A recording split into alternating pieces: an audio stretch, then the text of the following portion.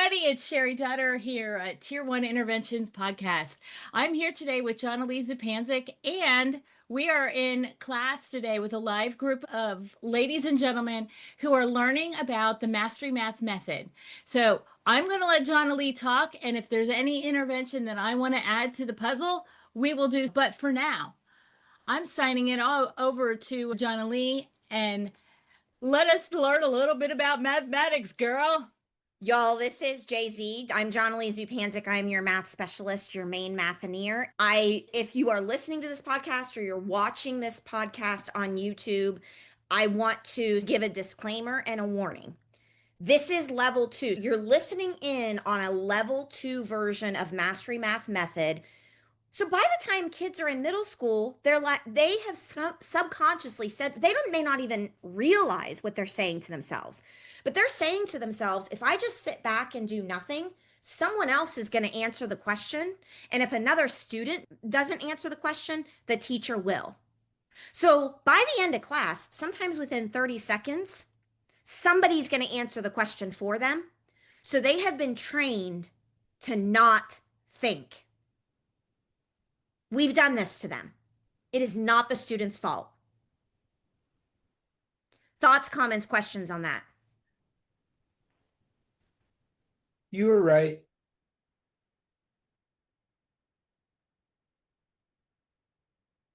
Is that all? You were right?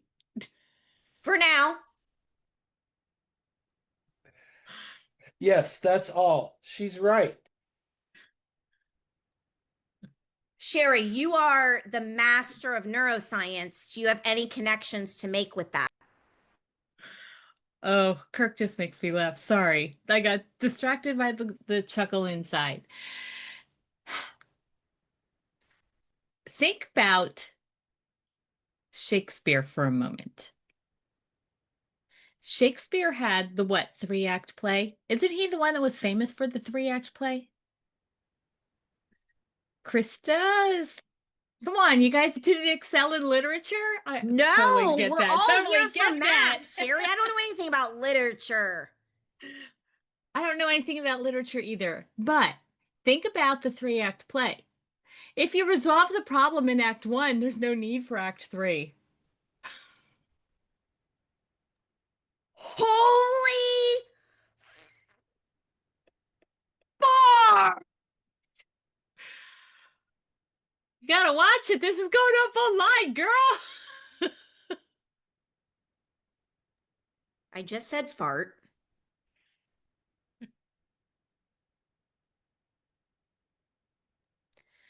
So Dan Meyer also created many, and this connects to what Cheri said about the plays, 3-act math tasks. Look this up. It went viral years ago before viral even existed. 3-act math, the number 3-act math. It's the exact math version of what Cheri's talking about with plays. Think about a book. If you read a fiction book, I think fiction is the not real. Okay. Guys, I struggle with anything but math. I'm good at math. So think about if you read a chapter book, there's 12 chapters. If we answer all the questions, just like Cheri said, in chapter 2, why would I read chapter 3? This is how we want you to teach math. The Mastery Math method is exactly that. Exactly that. Krista has a favorite 3-act math. It's the rope jumper. I've never seen that one. If you're listening to this, look it up, the rope jumper. Natalie, one strategy to bring back when they don't have anything to say is to have oh, Natalie, wait a minute. Good teaching here. So Natalie says one strategy to bring them back when they don't have anything to say. So when you prompt and there's silence is to have them restate in their own words or add on to what someone else said. Natalie, this is profound. This is absolutely beautiful. And I will do this a lot. So if Jenny said something earlier and then I'm asking something and nobody says anything, I will use my favorite 3 words. Tell me about, okay, guys, this is awkward. All I want you to do right now is tell me about what Jenny said. Tell me what Jenny said. Because all I want them to do is to speak, even if they're paraphrasing or replicating. Natalie, fantastic. what do you call that, Natalie? We're going to coin this for you. What can we name? Okay, Natalie, think about this because I want this to be yours. This is going to be Natalie's strategy. When a student restates in their own words what someone else has said, Natalie, we need a name for that. You have to name it. And we're going to call it the Natalie strategy, and it's going to have a name. And Cheri and I teach on focus triggers. Okay, focus triggers.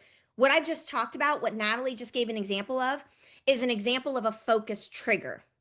So, Natalie, you're going to name your focus trigger, and the definition of your focus trigger is going to be when you prompt and you wait, you give wait time, still nobody responds. What do we do next as an educator? Your strategy is to have them restate in their own words what someone else has said. And Natalie, you're going to name that, and it's going to be one of our named focus triggers. I just think of it as how everyone can notice something, everyone can contribute to. Like, I'm not asking you to have the answer, but you're part of the conversation. I don't know if that names it, but that's just the thinking. Like, everyone can be part of this, whether you have something to say or not, and then that just snowballs the conversation from there as people continue to add on. But you can't just sit there and not be part of it, because you can do that. Everyone can restate. And this is another important component of the Mastery Math method. And that is when I lost my train of thought, but I'm going to get it back because Natalie said, and the restate and the everybody can contribute. Blah, blah, blah, blah. I got it. Okay. So leveling the playing field. That's what I was thinking. And then it went in and out of my brain so quickly. I had to retrieve it again. Leveling the playing field. If our priority is always answer, getting, and solving, as it should not be, but if our priority is answer, getting, and solving, we always have kids who can and kids who can't. We've already polarized our classroom. If the priority is answer, getting, and solving, we are creating strong polarization of our students. We have kids that can and kids that can't, and a whole continuum of kids in the middle. But if we focus on thinking, reasoning, and sense making, and this goes to Natalie's point, everybody can tell me about. Everybody can notice. Everybody can do these things. So it levels the playing field. We're all on the same playing field before we start answer, getting, and solving. Go ahead, Cheri. You're showing us something. Oh, yeah, mute. Oh, she's muted. She's saying wonderful words, and we can't hear a word she's saying. Her. I can see them. I can feel the energy through your mutation. Go ahead. I am so sorry. Mute. Cheri, remove the mute. Okay. This is from our masterclass on Wednesday night. And this is a direct quote from something Amy said last year while we were recording Level 1 Mastery Math Method. And she said, one of the things I like about the Mastery Math Method is what I love is every kid has an entry point. That's exactly what we're talking about here. Every kid can contribute. It's the same thing that happens when we're looking at dyslexia instruction. It benefits, all the kids are benefiting from what they're teaching with the dyslexia.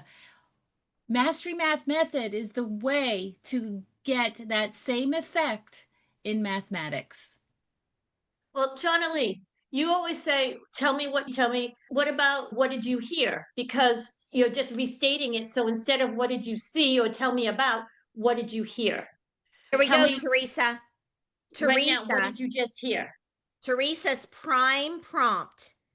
Okay, we need to make a list of prime prompts. Because but it's Natalie's. What did you just hear? Repeat what you just heard. You don't have to say anything else. Just tell me what you just heard. Something like that. Repeat what you heard. Hey everybody, it's Cheri again.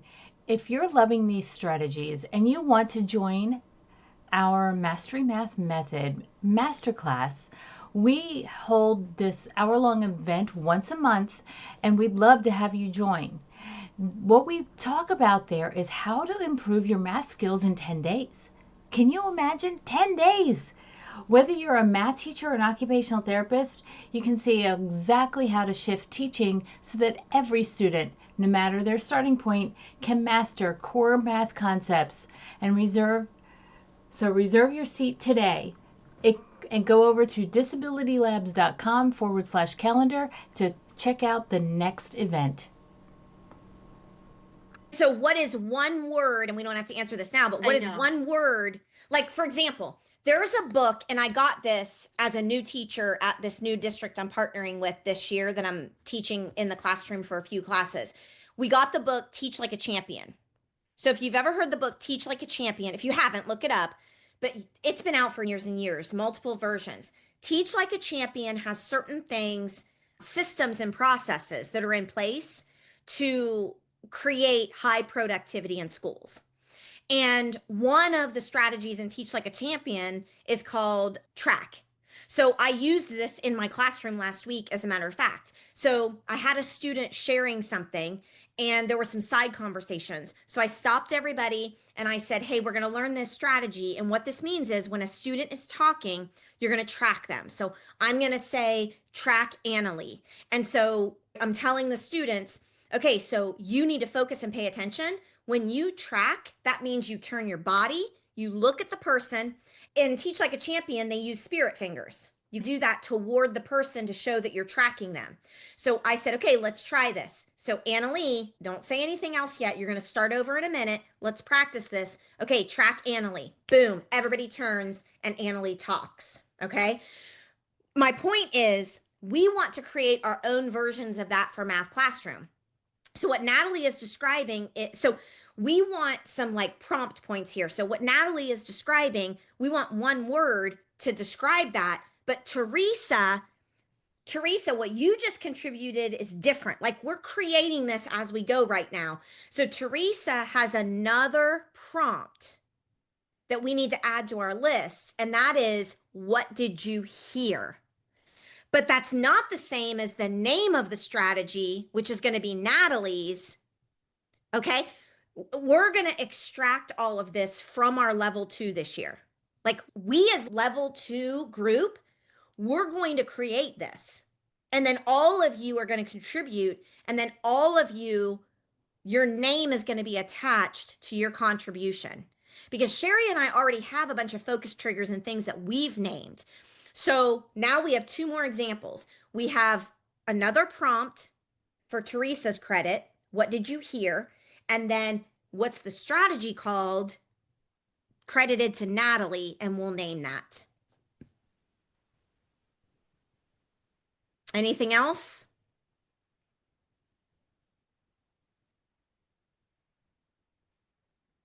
Okay. I think I wanted to add something about storytelling. Oh, please, yes. In the world of marketing, one of the key strategies to marketing whatever it is that you're trying to sell, even you getting up in the morning and trying to sell your spouse on who gets to use the bathroom first. Okay, so go as simple as that, but it can be as complex as somebody getting marketed to purchase Mastery Math Method. Okay, there is always a story to tell. There's always a story to tell. And when I think about that 3-act play, we have the Russell Brunson model of hook, story, offer. How are we hooking our kids? What is the story that is behind the hook? And how are we offering to solve the solution, to solve the problem to the story? Isn't that what mathematics is supposed to be doing? Is the hook, story, offer? When have we lost hook, story, offer in our way of delivering mathematics? Okay, here's another thing that I do in my classroom. I just shared a Teach Like a Champion strategy with track and use the spirit fingers. I teach high school, so I don't have my kids use the spirit fingers for the tracking from Teach Like a Champion. The way that I use spirit fingers is an example that I'm going to respond to what Cheri just said. You all saw this. If you're watching this on the YouTube podcast, you saw me do this. I do spirit fingers up in the air. Okay, I used to be a cheerleader. Okay, so I do spirit fingers if I'm loving what you're saying. So I don't have to say it out loud. I don't have to interrupt her thought. I don't have to be obnoxious. So, like the students in my classroom, I'm training them right now. Like, I absolutely loved what Cheri was saying. It was beautiful. I'm not even going to repeat it because I can't even say it better than she did. But what I did in the background is I have spirit fingers up in the air. And that is the nonverbal quiet response. And this is also creating the culture in my classroom. If you have spirit fingers, it may not mean that you agree, but oftentimes it also means there's a different symbol for agree. I don't know if some of you use this symbol with your thumb and your little finger. That's the universal educational sign that I agree with you, and you can use that too. I agree with you is different than, oh, I love what you're saying. Okay. So in my room, even with high schoolers, we will spirit finger if somebody's talking and you love what they're saying instead of verbally being obnoxious. And Cheri, spirit fingers. Okay. You're also doing a variation on clapping your hands if you're deaf, which is what I'll often do is I'll do this because that's clapping your hands if you're deaf. Now, Kirk, this is important, Kirk. You ask a very important question. I had a feeling it was. I need to know. Because here's the thing, Kirk. I was a cheerleader. So I'm gonna give you this analogy. I was a cheerleader. So Hold on, stop one moment. Yeah. The comment from Kirk was, what is the difference between spirit fingers and jazz hands? I need a tutorial. So for the people in the audience who didn't get, that's what Jonily is answering right now. So I was a cheerleader, and spirit fingers are like, here, if I do this with my screen, spirit fingers are like way up in the air. Okay. Because it's, okay. It's, oh my God. Okay. If I'm at a concert and I'm like, whoa, spirit fingers, those are up in the air. Jazz hands are like the end of a statement. Mic drop. Okay. So let me stand up. Let me stand up because, Kirk, here's the thing.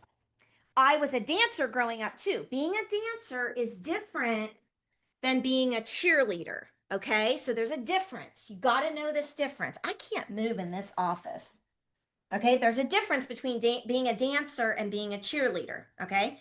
So being a dancer, you might do da-da, and you're like finished, and it's da. Jazz hands are like the exclamation point on the statement. Like I'm going to be presenting something, and I'm trying to think of it. I'm like off the top of my head. So like I say, oh, here's something I say a lot. Okay. Improving number sense is not intervention at the secondary level. Okay. I say this a lot. Improving number sense is not intervention at the secondary level.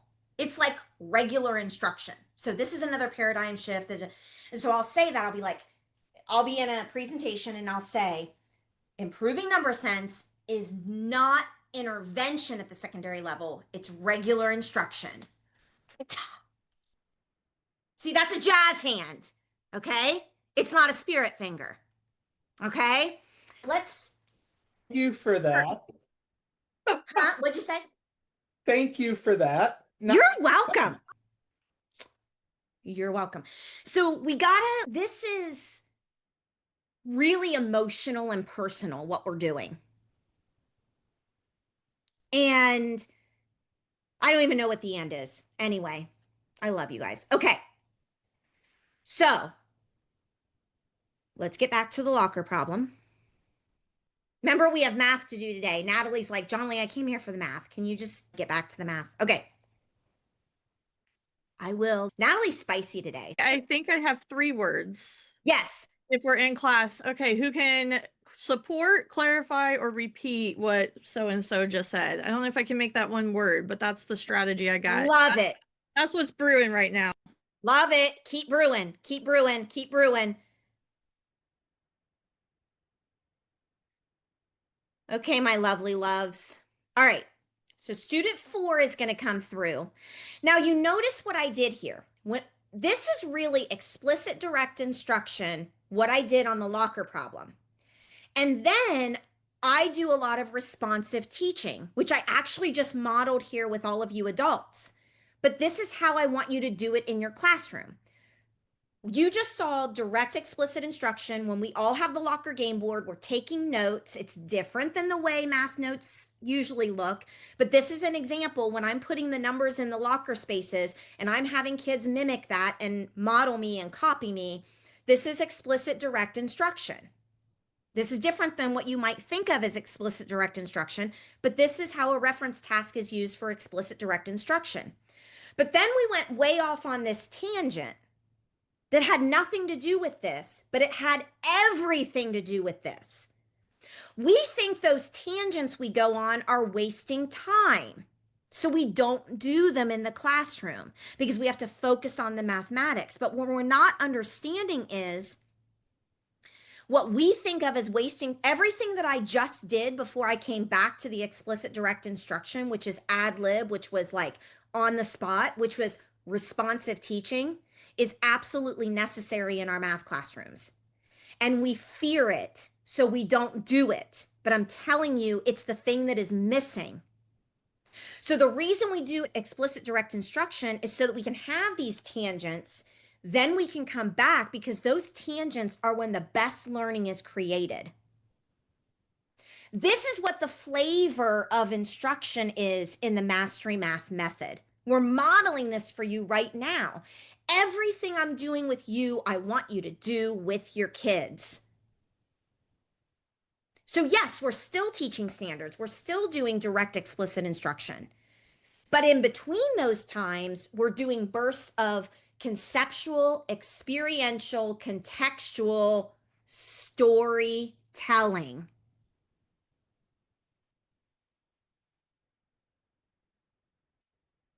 And speaking of perseverance, what happens when we tackle one of the hardest skills for students, double-digit multiplication? In our next episode, we'll show you brain-based ways to teach it without tears or frustration. Until then, remember, every student deserves the chance to see themselves as a mathematician. And as Cheri and Jonily say, go be awesome, go be brilliant, for you were put here for such a time as this.